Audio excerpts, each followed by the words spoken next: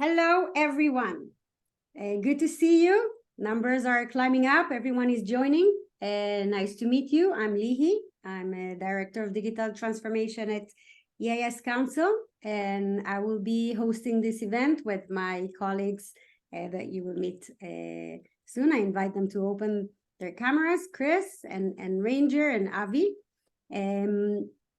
I encourage you to answer the polls. We will share the results with everyone throughout the webinar. And we are very excited to start. We have many people joining us today from all over the world. Okay. Avi? Alistair, I'm happy to see that it worked. Great. Okay. Hey, yes. Hello, everyone. And thanks so much for joining together to make this happen. Events like this actually are a tremendous opportunity. They take quite a bit in terms of resources, capabilities, and mostly people to make them work. The panelists who will be speaking today from the electric sector, the finance sector, the water sector, are really unique, highly capable people among the best leaders and operators that are available worldwide in each sector. It's an amazing opportunity to really host an event and an exercise like this. There are two really unique features of this exercise, both of which are not so easy to find in an exercise. One is the looking at an exercise in which the risks, the scale of the vulnerabilities and the hazard scenarios are extremely significant, which could lead to a level of serious disruption or potentially even large-scale failure of cascading infrastructures. So there are such exercises, not so common among professional exercises, and yet extremely valuable if we wish to be prepared for when such an event does occur. The other unique aspect is the fact that we actually have 3 different teams in 3 different sectors who will have an opportunity to be comparing notes, talking to each other, reaching out for, in a scenario like this, what they will need from each other, what they could offer to each other. Fundamentally, an important opportunity in such an event is, given that a scenario like this occurs, what is it that we would have wanted if this were a real event that we don't have, either from within our sector in general or from the other sectors? Because this is the key. Understanding this will help us all move forward and prepare. And the final comment I'll make is this. This is the first event in a series of exercises looking at extreme events, mixing and matching different sectors. That's the reality that when there is an extreme event, we will be facing. And having an opportunity to learn from the teams, from the panelists, and from everyone who's participating, please feel free to offer your ideas in chat, is critical. And all of this will be building toward the right design and the right framework for a rebooted, very large-scale EarthX platform that will have AI guidance built into it. Before we take that step, we want to make sure we got it right. And your help, your thoughts, comments, what works, what doesn't work, both panelists and participants will be extremely important. Just one quick note. The next event in this series is going to occur on January 11th. So we'll have some time to prepare. It will be electricity, gas, and the regulatory sectors. And anyone who has good contacts in any of those sectors who believes there may be people they could suggest to be part of one of those teams, please feel free to reach out to your colleagues and reach out to us. So with that, very important event. Thank you all so much once again. Let's get started. Thank you, Avi, for getting us in the right position to start. So today, as we mentioned, we have here our team from EIS. We're going to discuss just in a few minutes, what is a Black Sky event? For us, it's our bread and butter, but some of you are new to us, so we will give you a short explanation. Ranger will start the scenarios, present it, and then we will have an open discussion. As Avi mentioned, please use the chat to share your ideas. It's not just about us, it's about the collaboration that we create in this platform together. So, I mean, I'm sure that this is not news. I mean, in 1922, we were 2 billion people on the planet, and now in October, we're supposed to be 8. The thing is that humanity not yet experienced Black Sky event. And when we say Black Sky event, when you think about that the sky is basically black, but what does it mean? As we defined it, it's a long duration of power outage. That means that there is a cascading failure of all businesses and sectors. So imagine that the tap water, they just run dry. There's nothing stays cold in the refrigerator. Everything gets warm. The food, there's no cash that you can take out. Gas, cell phones, something so basic. I mean, if I would ask you just to leave your phone for 10 minutes aside, let's see how that will make you feel. And this is what we talk about. We're not talking about 1 hour, 2 hours. We're talking about days and months without power. I mean, this is the headline from today's newspaper. You can see what's going on in Greece. Very sad stories from Libya. At the moment, the death toll is around 5,000. Around 20,000 people are missing because of a natural threat, right? A natural disaster that happened. So what could cause a Black Sky event? And I will hand it to Chris for my team. He's the chief scientist and VP for policy, and he could share a little bit about the scientific side of things. Chris, go ahead. Sure. So go to the next slide, please. So a Black Sky event, as Leahy pointed out, fundamentally is a massive power outage. We know that there are only a handful of events that could really trigger such an event. We've seen, as Leahy just showed, extreme weather events are increasing. Solar storms, which is an electromagnetic event caused by charged particles blasting from the sun. We're getting into a solar maximum, so it makes the occurrence of that more likely when there are more sunspots on the sun. Coronal mass ejections, which blast this material towards or out into space. Sometimes they hit Earth more likely. Megaquakes are not any more likely than before, but one happens in the wrong place at the wrong time, and we have more infrastructure in that area. It can cause those damages. We've all lived through a pandemic, so we know the impacts of that.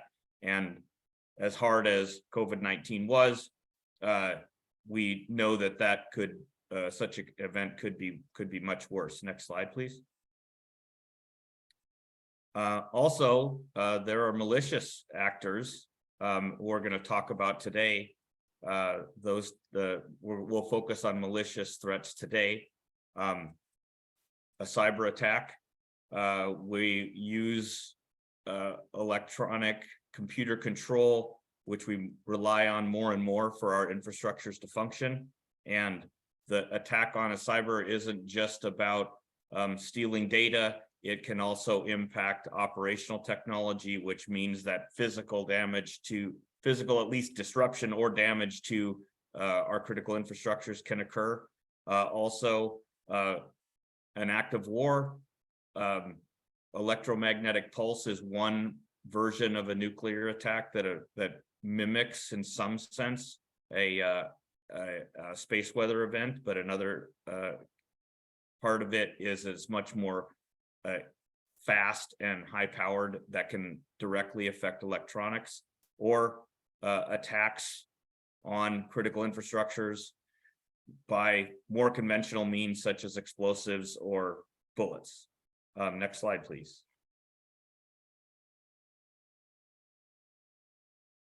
So again, I'll hand it here over to Ranger, but the point is that any of these events, triggering events, could cause the grid to go down.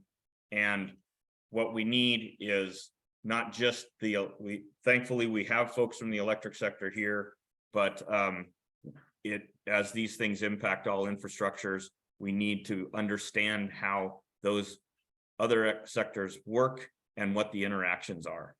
Next slide, please. So we encourage you to be a part of the solution. At the council, we host events, we host webinar, we host summits. We're very active on social media. We write blogs. We ask you to join us. We are having a huge event in Philadelphia in November. We would love to have you there with us. If you would like to participate, please let us know. You can find more details about this on our website. Same for the membership program that we have that gives lots of benefits to members. You can find us on Facebook and YouTube. Lots of content to watch on YouTube. Great videos that we have in our library there. And our LinkedIn page is always full of ideas, and we welcome you to join us there. And here I will give the honor to Ranger to take the stage from here. And hey, one thing first, I believe Chris is going to introduce our panelists before we get going. Yes, he's right about to do that. Here you go, Chris. Yes, so thank you for, as we mentioned, we have some excellent experts joining us today. Their full bios are on the exercise webpage. So from the finance sector, we have Susan Rogers, Alistair Milne, who is joining us from Istanbul, Turkey today, and as well as Richard Moros. Thank you all for joining us. Next slide is water sector. I think we skipped over the water sector. There we go. Michael Lambert is here. Thank you very much. Robert Walters is here, and Nicholas Mader had a last-minute schedule conflict, but thankfully our own in-house expert, John Organic, is here to pinch hit for Nicholas. Thank you so much, John O, for joining us. And finally, the electric sector, Scott Aronson, Wanda Rader, and David Roop. Thank you all for being here. We're looking forward to a fantastic discussion with these experts. First in intra sector discussion, and then, as Avi pointed out, a cross sector discussion to follow. I think now is the time I hand it over to Ranger, who's going to get us started on the scenario. All right, thank you. First thing is I'm just going to cover the ground rules. We're hoping that all of you are paying attention to what's going on and want to give us questions. We want the audience participation. We are going to present the scenario. We're going to have the three different panels have a discussion. As a panel first, we're going to go water, then finance, then electric. Then we're going to open it up for the panels to talk to each other, to ask questions, provide how they can help each other and what their needs are. And once we've done that for a bit, we're going to open it up with the audience questions. We're going to pull those out of chat. We have a number of people tracking those. We're going to try to get the best that we can. We know that we have several hundred people on here. We will not get to all of them. We are going to have to grab as many as we can. And we will try to give you answers as much as we can in the chat between our staff members who are watching this. With that, I am going to go ahead and play a video scenario. A few years ago, we would have thought this kind of thing was unthinkable. However, these days, I think we can agree that there is a fundamental change and some of these things are possible. Leahy, can you bring us the video, please? Just 1 second.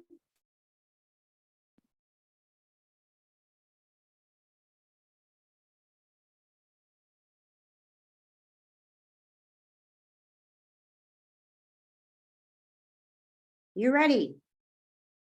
Real concern this morning over reports of 2 nuclear explosions that occurred at approximately 3 a.m. Eastern Standard Time, about 20 miles into the upper atmosphere over both the Pacific and Atlantic Oceans. It is unclear if it was some sort of military test or failed missile attack. Explosions were reported about 350 miles offshore on both sides of the U.S. mainland. One explosion southwest of San Diego, the other east of Florida. No indication as to who launched them. No one has claimed responsibility at this point. We are waiting for more information and government confirmation, and we will provide updates when we get them. NWS breaking news. Power and communications have shut down the island of Bermuda, apparently due to this morning's nuclear explosion over the Atlantic. Lights are off here in Bermuda. The power outage has knocked out communications across the island. Tourists have begun to look for ways to get home. But with the Bermuda airport closed, many people stuck here with no idea what the future holds. Still in shock from yesterday's disturbing events, this morning, people across the United States and around the globe found this on their computer screens. Besides this ransomware attack, a number of targeted cyber attacks, including attacks on major global landmarks. Last night, the lights on the Statue of Liberty blinked on and off. In Times Square, outdoor screens showed flashing skull and crossbones images. Also, lights went out on Big Ben in London and on the Eiffel Tower. We have been asked to activate the BSX emergency communications system by a number of emergency authorities based on concerns of international instability. Starting last night, a wave of ransomware attacks have been hitting organizations with weaker cybersecurity in a number of locations that includes critical lifeline utilities. Now, while directed attacks have been mostly limited to national icons, the nature of these attacks is worrisome. The technology used was able to bypass some very secure systems. Right, so we've painted a picture. With this picture, we're going to approach each of our panels. I'd like to start with the water panel and really kind of gauge where we are at this point. What kind of things are you concerned with? Immediate concerns, what impacts do you see? And what do you need from other sectors to maintain operations? And then we may pose some more questions as we go. But with that, I'll be quiet and let the water panel react to what we just presented. Hi, Ranger. This is Robert Walters. Can you hear me? Yes. So I work for a water utility and the water sector, the drinking water and wastewater, of course, would be greatly concerned about the power outages. And hopefully the utilities have spent these years preparing for power outages and installed generators at their pumping stations and plants. But the margins for most water and drinking water utilities and wastewater utilities, the margins that they operate on are very slim. So some of them may not have been able to afford that. So I would greatly encourage the electric industry that's participating to somehow work up some sort of incentivize these utilities and help them with generators, you know, either through a power share program or a peak shaving program or a time of day program, something to help them pay for it completely or sharing the cost of these generators to help them prepare. And then with that, you also have, you know, fueling. If you're out of power for a long time, we found this out a number of years ago during an ice storm for a week, you got to be prepared to fuel your own generators. You know, do you have fuel tanks?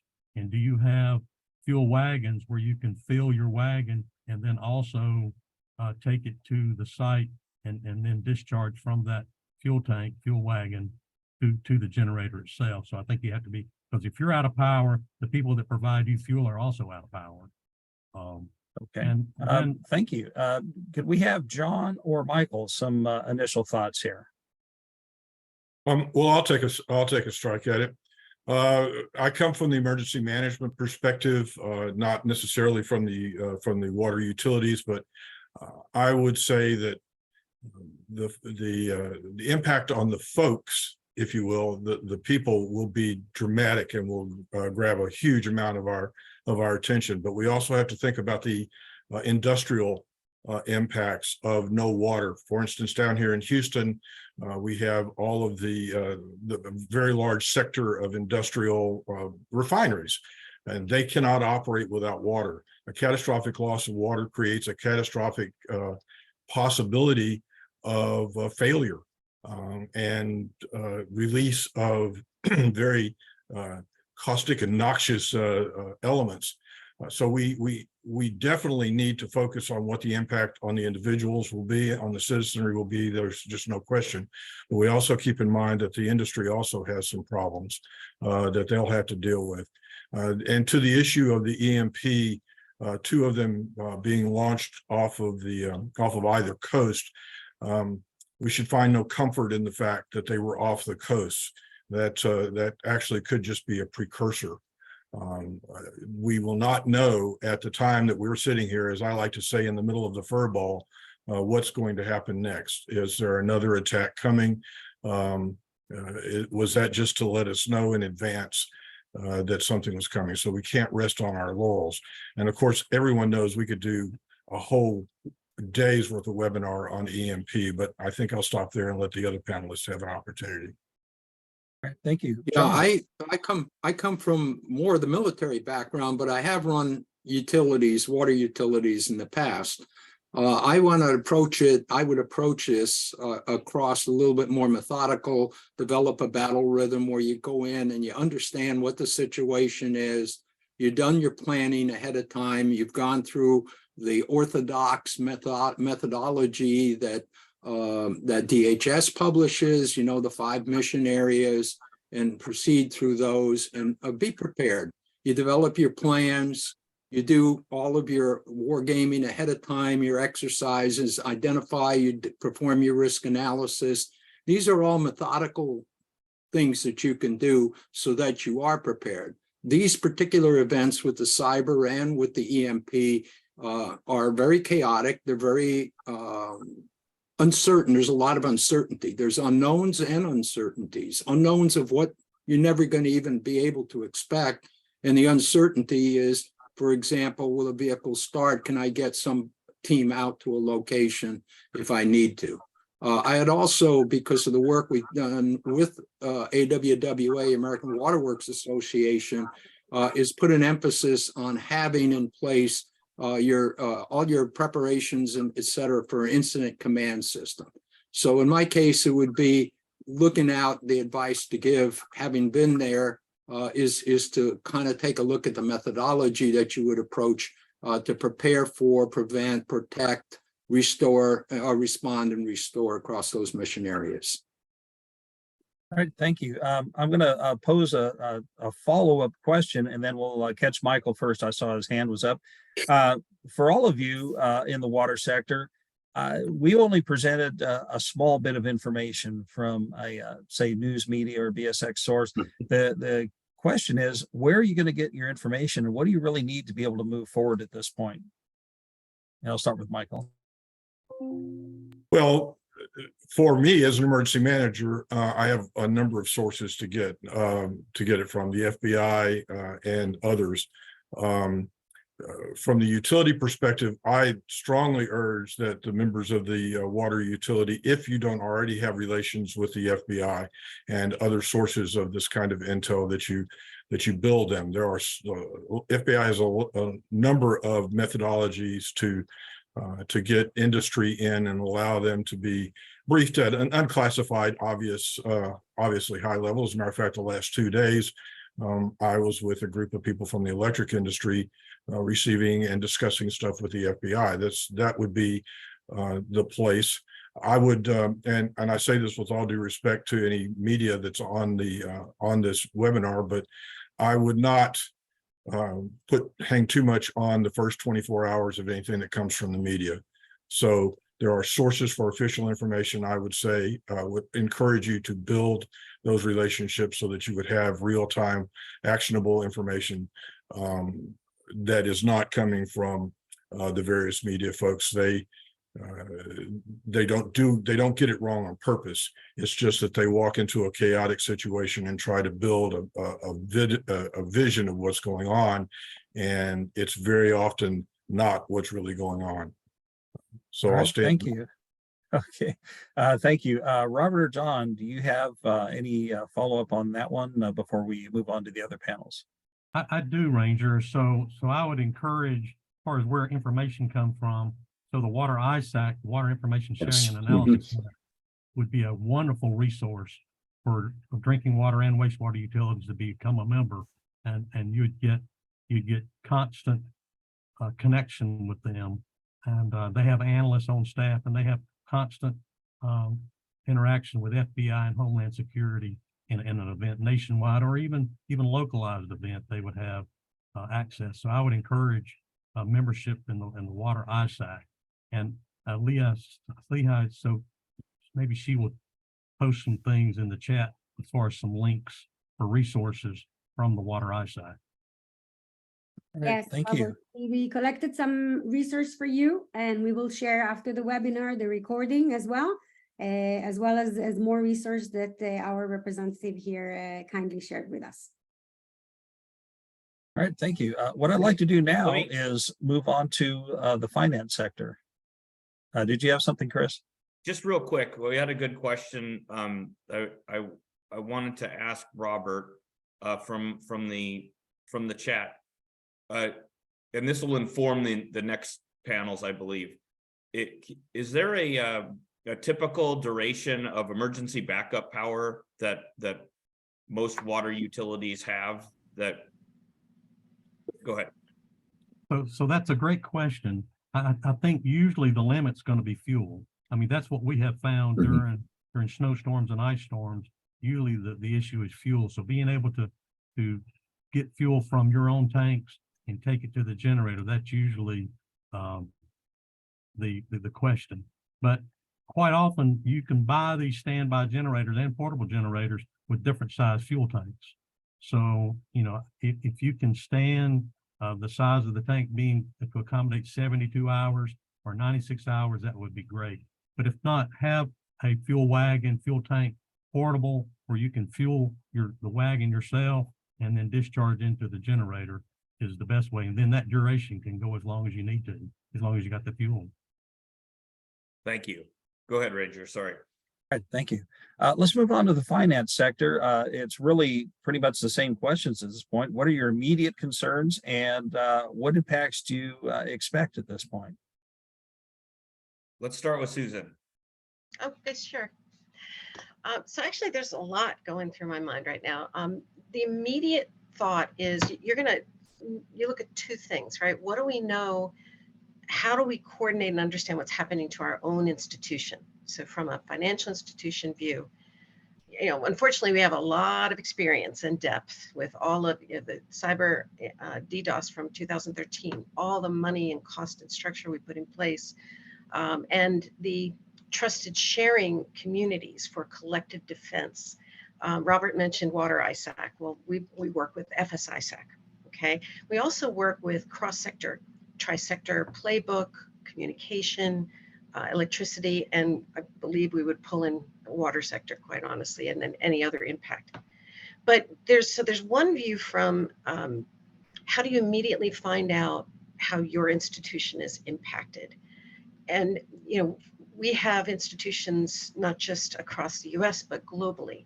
So we've learned how do we monitor, how do we interpret what's not functioning, right? How do we, the activations that automatically will trigger. What I'm interested though is what we've learned from the public-private relationships here. Like I would be looking for what we've learned from Hurricane Maria, right? And all the pieces that break when you have a significant disruption from telecommunication, electricity. What we've learned about with FEMA exercises, when you have significant earthquake and you have breakage of high speed of FiOS lines, right? So you want to be able to understand what's impacted. So you have your internal communication and monitoring capabilities and outreach. But then the other side is, how well connected are you? Do you have FSISAC or another, I'm speaking for finance. So we would connect into FSISAC. We have people within our company that are connected into trusted communities. And we would be reaching out and asking FSISAC to find out, what they can learn through their whole network of cross-sector communication that's taking place. And there's a lot more. I don't want to take too much effort, but again, it's all about, what do I learn? The other side of it, though, is what is broken. So if I have damaged communication, then I have to really look for alternatives. But I think it's probably future questions we're going to discuss. Thank you. Let's see. Can we go to Richard next, and then Alistair? Yeah, thanks. I come at this with a fairly unique perspective, I think. I'm a former chairman of New Jersey's Public Utility Commission, so I actually was an energy and utility regulator. So a lot of these issues resonate with me, but I also served for over 20 years on the board of the Federal Home Loan Bank of New York, a large wholesale banking institution, which services our community banks, the banks where most everybody probably has their savings account or checking account. The issues that come to light for me in a situation like this, from the financial perspective, from the banks, is the preparedness they have to continue their operations. Do they have a buddy banking system that if their systems go down, that another data center is picking up, another bank somewhere else is supporting all of the work they have? And how do they support their retail operations, for example, their branches? And how do they communicate with their customers? Because if they don't communicate accurately about what this threat is or how they're managing it, you could have a run on those banks, quite literally. So it's those kinds of issues, those kinds of basic blocking and tackling to think through, anticipate, and have a playbook for this kind of situation where there could be even a short-term but sustained outage of power that might impact their banking operations. All right, thank you. Alistair. So I'm based in the UK, currently at a conference in Turkey. I come at this with a background of having worked for many years on payments infrastructures and policy and economics of payments. And I think one thing is really jumping out to me immediately from this fascinating scenario, that there's actually a lot of thought going on in financial services, regulators, the public policy people behind payments. I think they do think about major shocks, but from my contacts, I don't think there's enough thought about this multiple shock scenario, the fact that many things going down together at the wrong time. So cyber risk is certainly absolutely the top of agendas, and speaking for the UK, the proof will be in the pudding, but I think the core payment systems, whether it's the bank payment systems, the card payment systems, are pretty resilient to cyber threats. That doesn't mean that individual institution might not have a problem, but I don't think that's going to be systemic on its own. But the combination of that with widespread, if not total, power outage begins to get really problematic.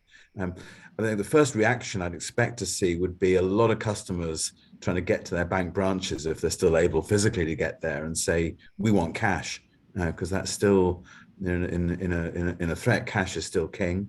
So that's one obvious thing. And I guess the other thought, which relates to kind of ongoing, how do we think about preparedness? Particularly in parts of Europe, cash is dwindling away.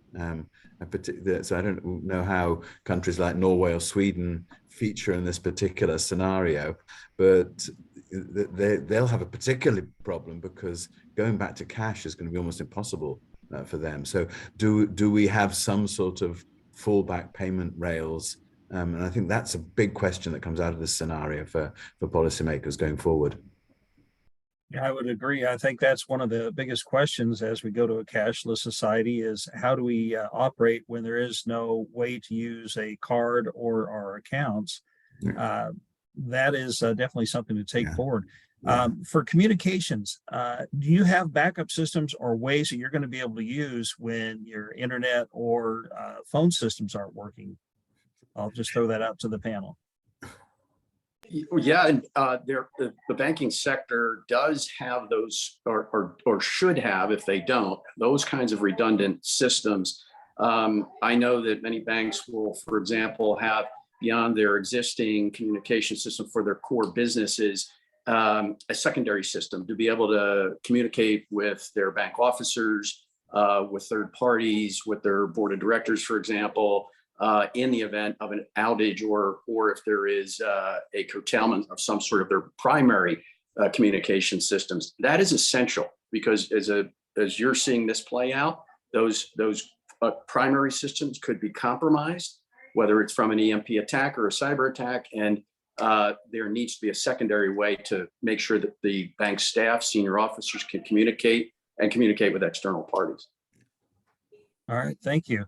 What I'd like to do now is move on to the electric panel, so we have a chance to get everything in that we're planning today.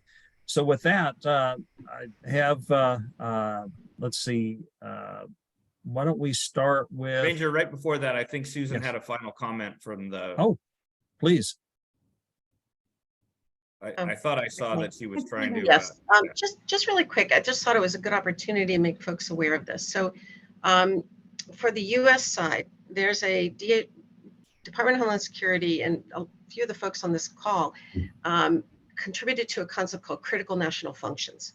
Okay, so it's all these various sectors, right? And there's a lot of study and facilitation, and there continues to be a lot of deep dive analysis on how we make these functions more resilient, right? So that's a really great piece to take a look at. For the finance sector, just want to make folks aware. So we've learned these through just hurricanes, okay? But the whole idea of how do you get cash to where it needs to be, right? How do you calm the public? It's all about calmness. It's all about, we want to make sure there's confidence in the financial system as well.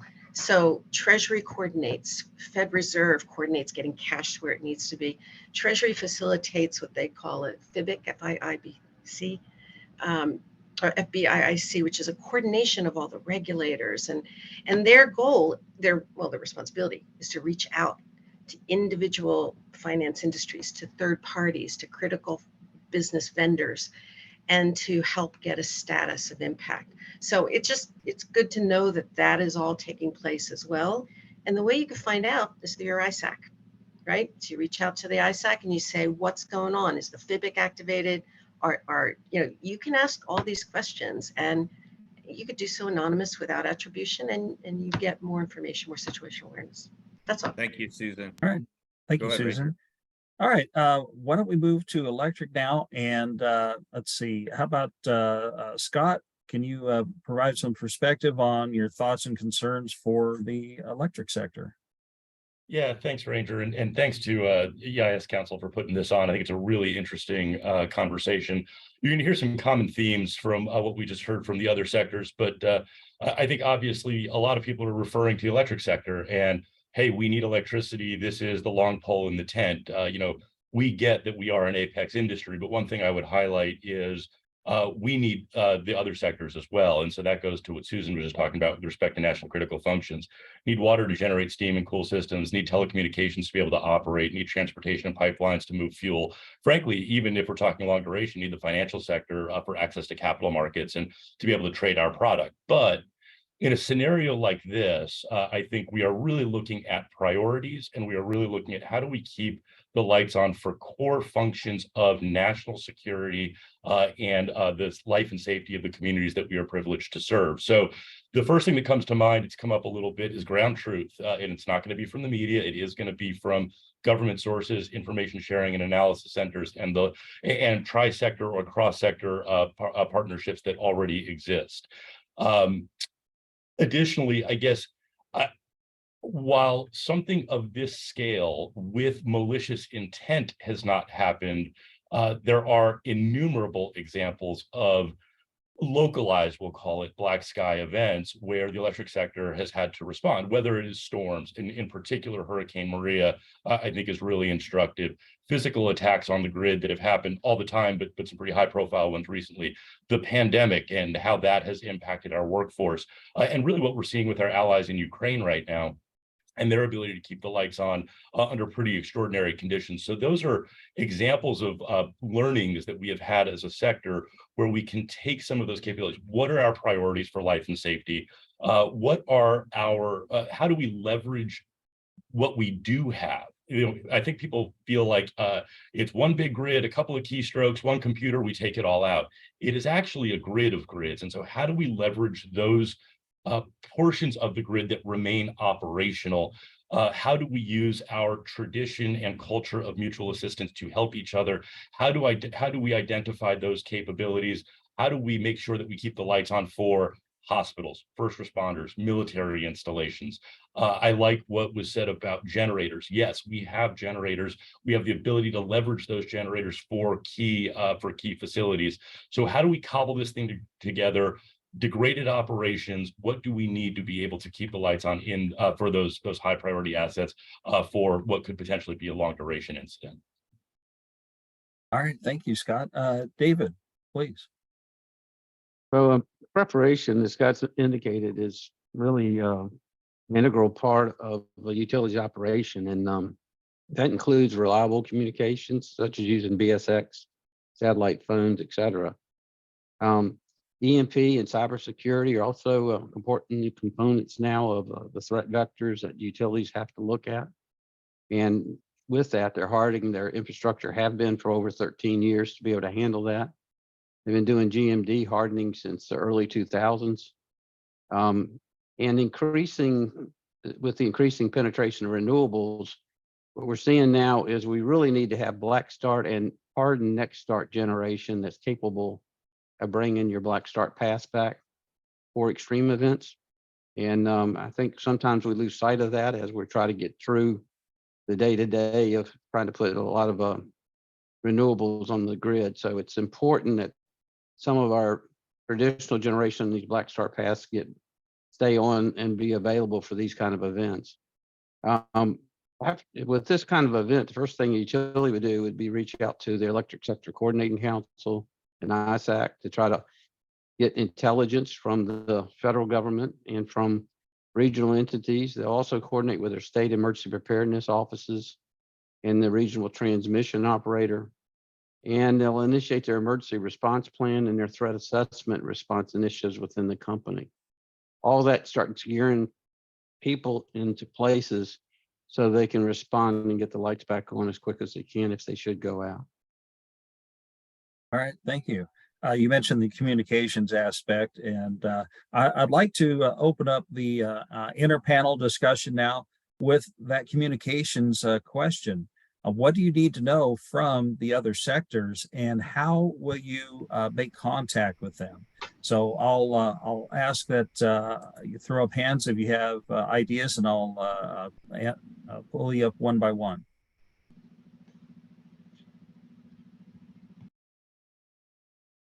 Any takers on how are we going to communicate with the other sectors? Robert. So I would encourage doing some tabletop exercises with the electric industry, with with your local law enforcement, so that you get to know each other. Fortunately, some areas of the country know employees personally that work for the electric sector, work for the water sector, work for the financial sector, and get to know each other personally with tabletop exercise. That's what I would encourage. All right, thank you. Richard. Yeah, and there is a lot of discussion about having these redundant communication, resilient communication systems in place. In several of the subsectors, there's been discussion about how, if there is a failure of their main communication systems, what do they have in place? Some are reverting to an old RF ham radio system. Some are using other internet-based systems. Some are going to have dedicated communications systems internally. So it does depend on the enterprise. They need to look internally to their operation and then decide what the best external and internal redundant communication system is that will work for them. But there are multiple different methods, but they need to do it. One thing about satellite phones that was mentioned, that's a great opportunity that goes beyond sort of our normal core of telecommunications. It's something that should be considered. But in any of these scenarios, any of these systems, people have to exercise and use them to make sure they work when and if they need them, because if they don't, then they're going to be worthless. All right, thank you. Michael.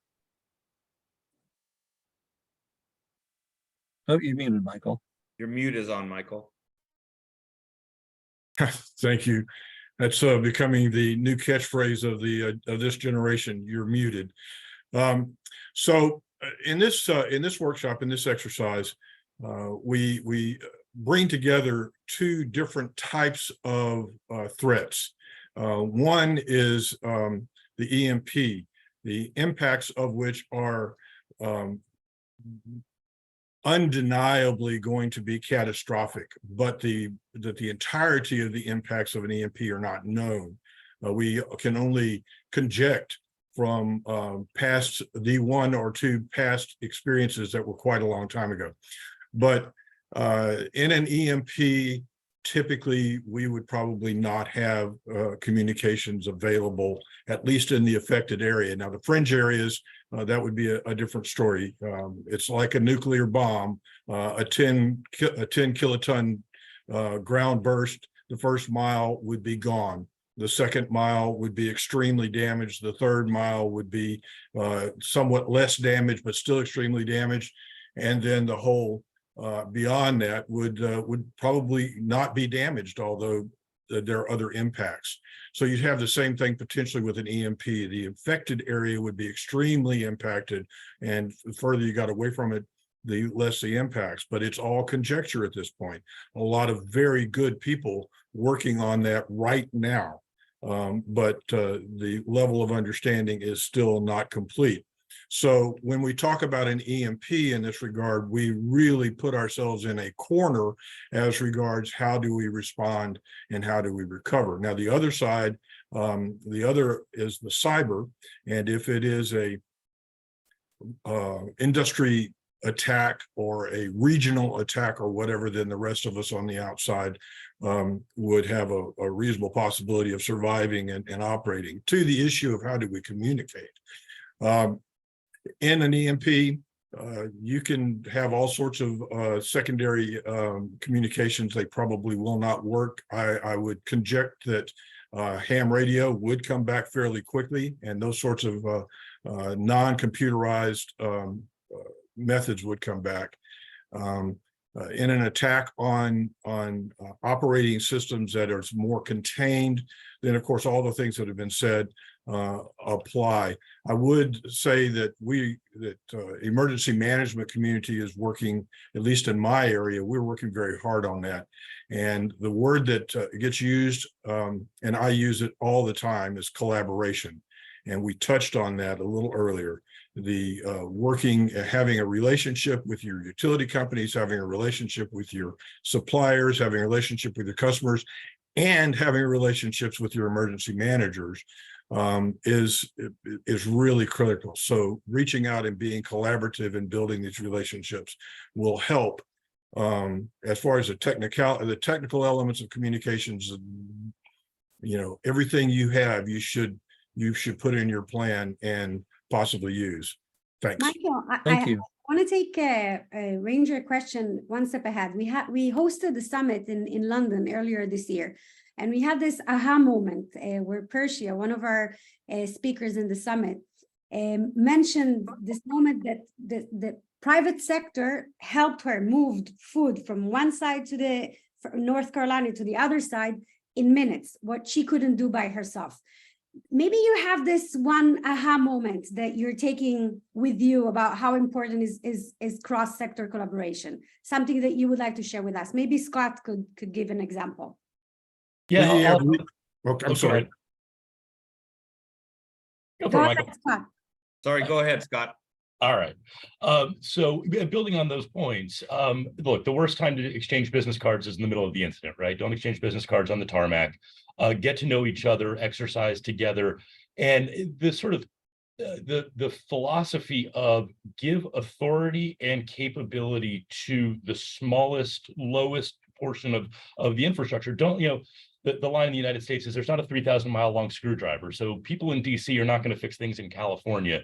You really do have to have those boots on the ground. How do we keep a community with electricity, with water, with a hospital, and how do we then communicate between and among those infrastructure sectors? And the answer is there's ways to do that. Whether it's, you know, we can talk about sat phones, we can talk about ham radios, we can talk about dedicated fiber, whatever the answer is, there is, you know, for us to be able to operate degraded, we need a few things. But we can do it. We operated the energy grid of North America for most of the 20th century without any digital overlay. Now, can we do that today? The answer is sort of. And so we need to be building in resilience and capability by design. And we need humans who are trained and whose head are in the game. I think one of the things that we're most concerned about, we see this in storms, is you have to take care of the people who are taking care of the infrastructure. They can't be worried about their families at home. So human resources, human support is something that we need to consider ahead of time. In addition to people, they need to be trained. They need to understand how to operate these systems manually.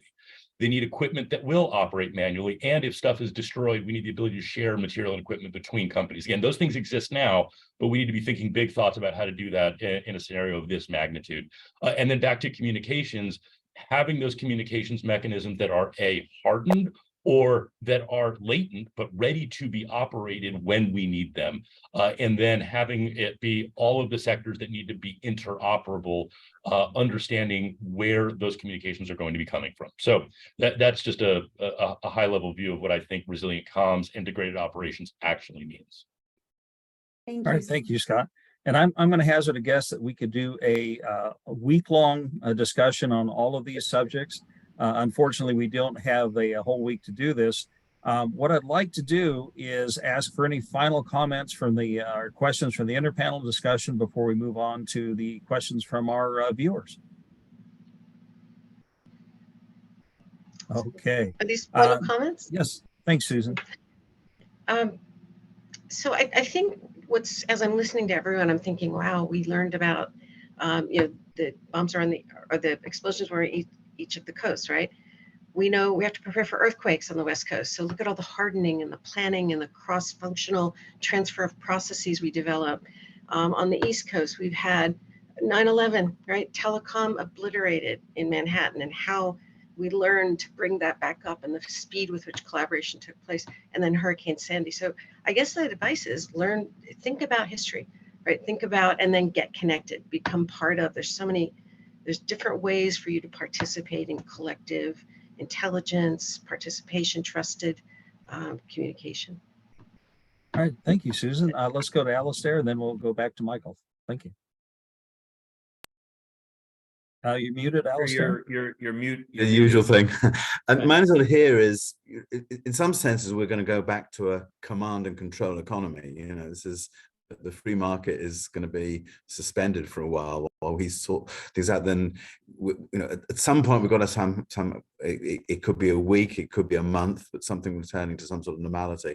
So I think the critical finance function that still remains is you're going to turn to critical industries. I'm thinking of anything to do with food supplies and food distribution, as well as water distribution. They're going to need to know that, yeah, we can start running up bills ourselves and running up, and the credit line is there. It doesn't actually need a financial system. It just needs that communication. So I'm thinking there needs to be the war gaming to find out who needs that backup of support from the Federal Reserve or the government, or whatever, so that they can take action that they want to do, but they don't want to be financially completely flawed when we finally come out of it. All right, thank you, Michael. Well, I know we want to move on to some other things, but in general, we in my world, when I speak to emergency managers, I have a thing I call the 5 pathways to catastrophe. 3 of them that apply in this conversation are the failure of imagination, the inability to suspend disbelief, and the belief that this is somebody else's problem. We have to break out of it's never happened before, so it can't happen, the failure of imagination. the inability to suspend disbelief. It's things are happening around us, but we're just so preoccupied or biased that we can't actually see the consequences of what's happening. And this idea that anything is someone else's problem to deal with in my world just doesn't work. Harkening back, I believe it was Scott that said, take it down to the lowest. Well, that's doctrinal in EMS, or I'm sorry, in emergency management, that it is the lowest level that is where you need to put the tasking. Last, and I'm going to leave you with this. These threats are very real. The consequences are catastrophic. And I don't care how well prepared you think you are, you're not. Thank you. All right. Thank you. I want to thank the panelists for, yeah, well, the value here is this cross discussion and coming to understanding. One of the things that I would like to do now is I'm going to start in with some of the questions. One of the initial ones in here is a follow-up question for Scott. Are there current accepted best practices to ensure that humans are trained and their hands are in the game that creates team resilience? Where are we at with that? Yeah, not just best practices, but a lot of experience, unfortunately, right? I mean, we can go back to Katrina and Superstorm Sandy. I think Sandy is probably a better example, frankly, because we learned a lot coming out of Katrina about taking care of the people who were taking care of the energy grid. Maria and Puerto Rico, probably the closest thing we've had to an exercise of a black sky event, because it was all encompassing for an island. And really what it ended up doing was showing some of the challenges that you end up with, life-saving versus life-supporting versus life-sustaining, right? And so life-saving, that's the first 24 hours. You're just trying to make sure people don't die and really ascertain what is going on with the systems, plural, all the different infrastructure sectors. When you build it out to then life supporting, what was interesting was there was so much throughput to the island of bottled water and fuel for generators, it was crowding out the ability to actually get energy restoration teams there. And then the people on the island were taking care of themselves. They weren't necessarily taking care of their families. They weren't necessarily taking care of the grid. And so having those folks from outside being able to support mutual assistance on the island was something that we needed to do. Superstorm Sandy, another example of a lot of electric companies sent thousands of people to the New England area, and they had folks at home who themselves were without power for extended periods of time. And so doing things like community support and taking care of the families of the workers who were deployed is something a lot of companies did really, really well coming out of Katrina and then into Sandy. So just rambling thoughts about, we've done this a lot on the energy sector side. We do have some leading practices, but I do agree with the point. All of these incidents are unique. And if you think you're prepared, you're going to learn something during an incident that you weren't expecting to learn. It's that ability to adapt on the fly and be able to have those priorities, be able to doctrinally give that authority to the lowest common denominator and understand that there are a lot of resources that we have, distributed resources, the capability of operating degraded that would be leveraged in real time. So it would be bad, but it will not be catastrophic. And I think that's the mission you have to have in something that is as black sky as this. All right, thank you, Scott. And I agree, Hurricane Maria offered a lot of lessons, and we should learn them and study them, and maybe we'll do better as we go forward. John, I see your hand is up. Yeah, I want to just play on that Hurricane Maria. There was one other aspect, and it's a combination of what Scott was saying and what Alistair said. Okay, there's a tendency to go into what they call the command and control type of environment.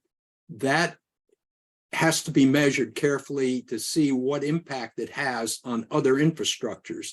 As it took place in Puerto Rico after Maria, we started to see command and control where the food and stuff was coming down and being inserted, started to compete and hinder the reestablishment of the market system, the general economy of the area.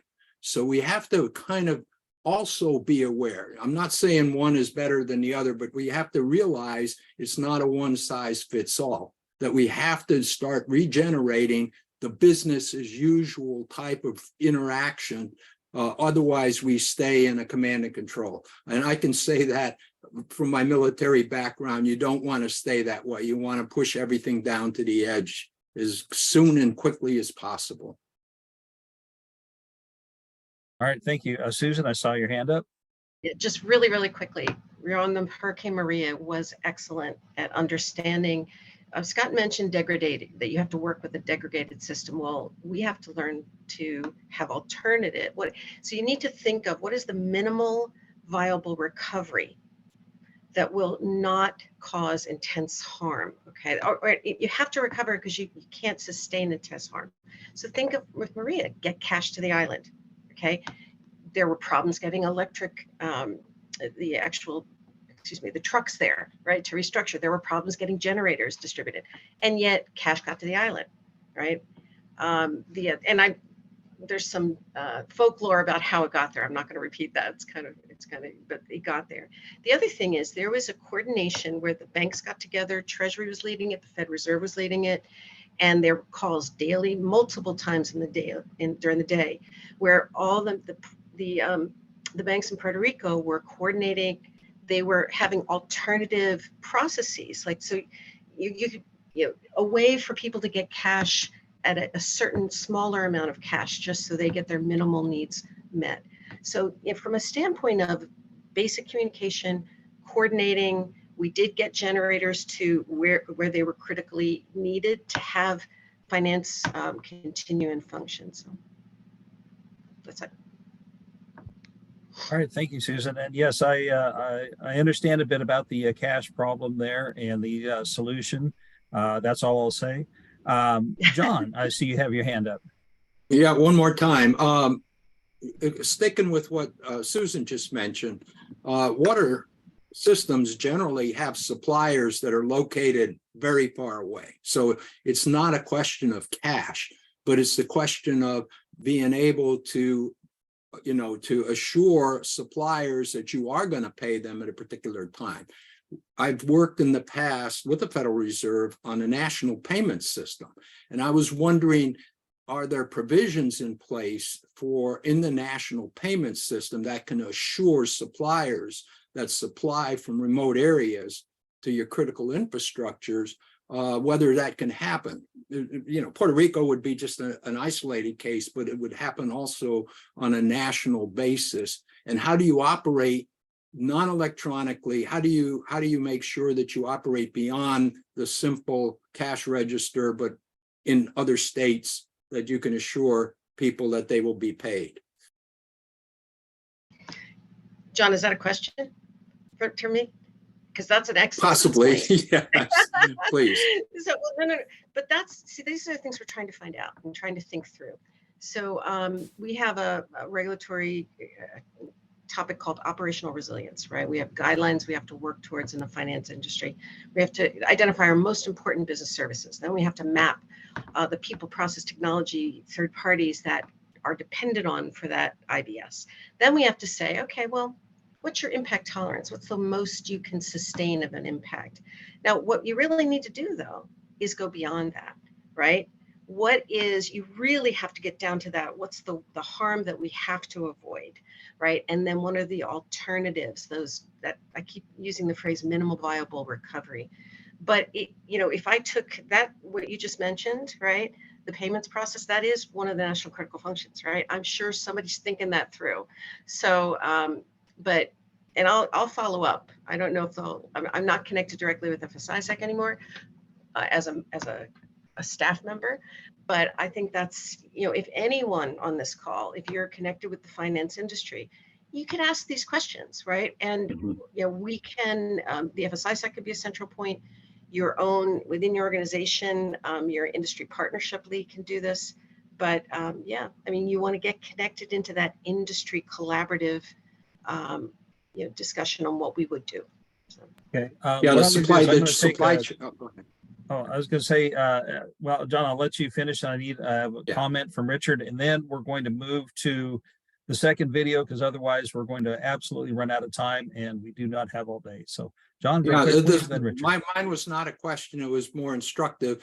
A lot of times you're sitting there in a water plant thinking, how am I going to get the fuel? How am I going to get the chemicals and all of that? You also got to think the other aspect of it too. How am I going to pay, or what if those people are not forthcoming with the supply? So you got to think beyond, as Michael had pointed out, outside the box.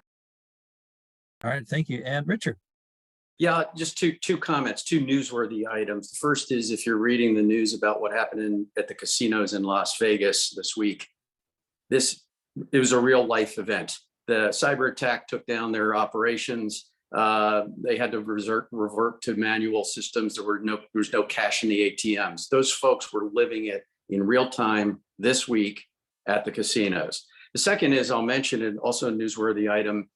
Just yesterday, Tom Fanning, CEO, chairman of Southern Companies, former Solarium Commission member, put out a white paper along with some congressional leaders going back to the work they did at the Solarium Commission and a requirement under the Defense Authorization Act of several years ago to have a continuity plan for the United States economy. That paper is out there as of yesterday. It talks about many of these very issues of having a national plan for a black sky event. So I commend that to everyone to take a look at, and it's very thought-provoking. All right, thank you. I've been looking through the questions and comments. We're going to be sharing this information. The chat will be shared. What I've seen is a mix of solutions. I'll call it a mix of questions and a lot of concerns. There's also some mention of CME. Information on these can be found on our website, but the key here is that people are offering a lot of solutions in here, but I'm also seeing a lot of concerns. I think we hit topics that are striking home with some folks. I do want to thank all the panelists for this part. We're going to play the video with the 3-day update, and then we'll have a very short comment section on this, and then we'll get obvious closing comments. Lee, video, please. Yes, I want to say one comment. Thank you for the very lively chat. We promise to do our best to get back to everyone with their very interesting questions here. And we are going now to broadcast the other. One sec.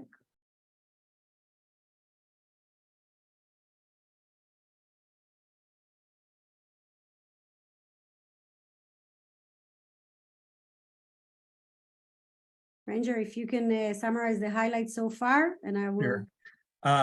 Where we're at is day 3. We have cascading consequences. You've addressed the day 1 issues, all the concerns that you would have. We know that this is going to be a long-term event. We're going to give you a picture of what day 3 looks like and take you to that next thing. And we want you to be thinking about this. The one thing I worry about is speculation and assumptions. We want to operate from situational awareness. And with that, go ahead, Lee.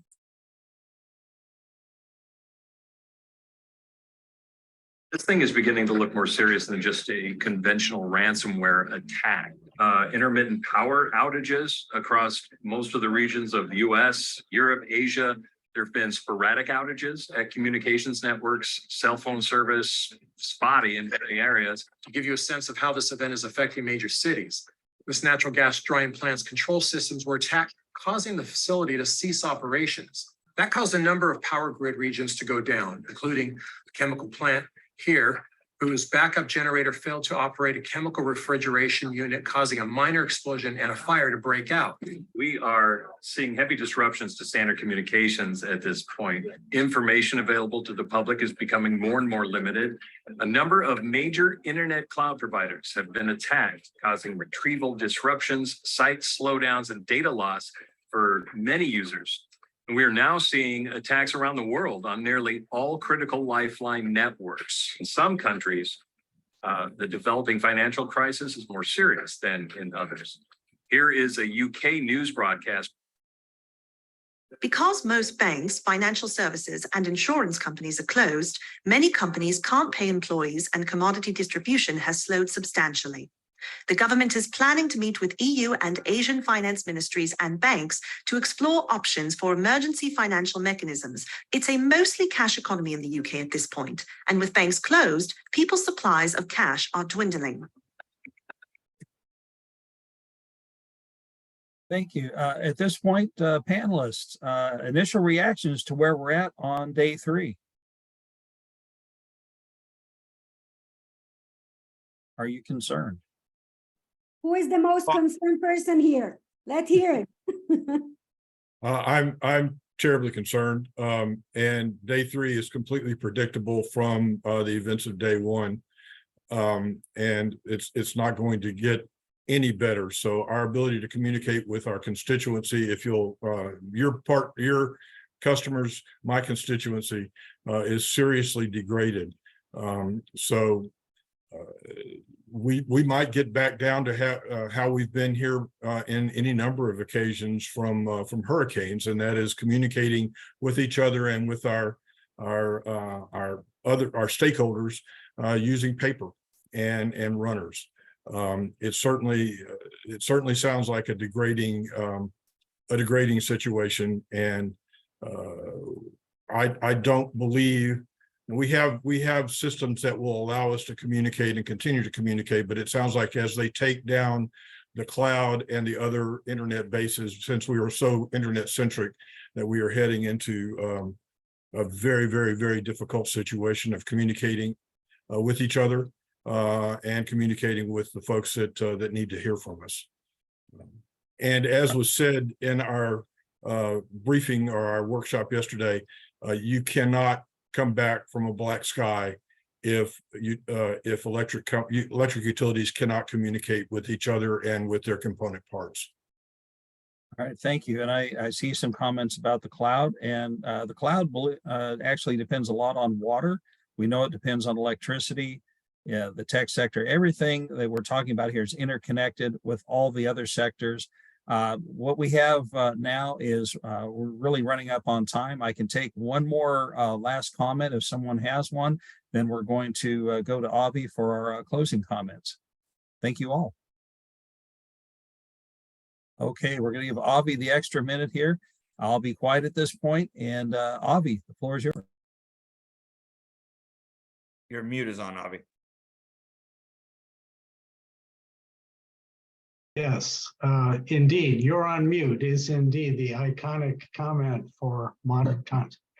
Hey, listen, thanks so much to all of you, these certainly all of the excellent panelists, and they're really incisive and insightful thoughts, questions, and comments. And thanks so much to everyone who participated in this event, and certainly in chat, which was extremely active and is still active. I would simply finish with a somewhat optimistic note. What we're really talking about here is all of our interconnected infrastructures. And it's almost interconnected at an organic level, like a biological organism. But we do have a big advantage if we want to build systemic resilience for our interconnected organisms. I'm sorry, our interconnected infrastructures that one does not have with biological organisms. We built them. We human beings, we built them all. So at some level, we understand them. And if we get serious about collaborative planning and start building that in a way that works for all of the corporate entities that host and support these capabilities and these infrastructures, then we can mitigate such events to the point that they will be recoverable. So I think there is every opportunity to begin working on this in a far more effective way collectively than we have found thus far. At EIS Council, we have a new global scale project that I'm happy to say many of the organizations participating today are beginning to plan to join, and it will be a global capability. It's referred to as the Human Continuity Project, with large-scale corporations, NGOs, universities across the world.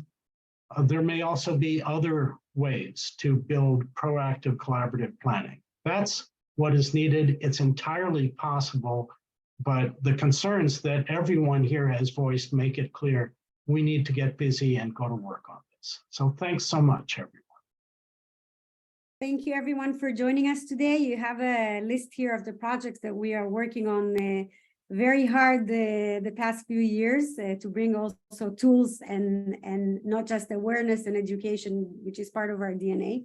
I want to thank Ranger for organizing this magnificent event and all the panelists that gave from their time to be here with us.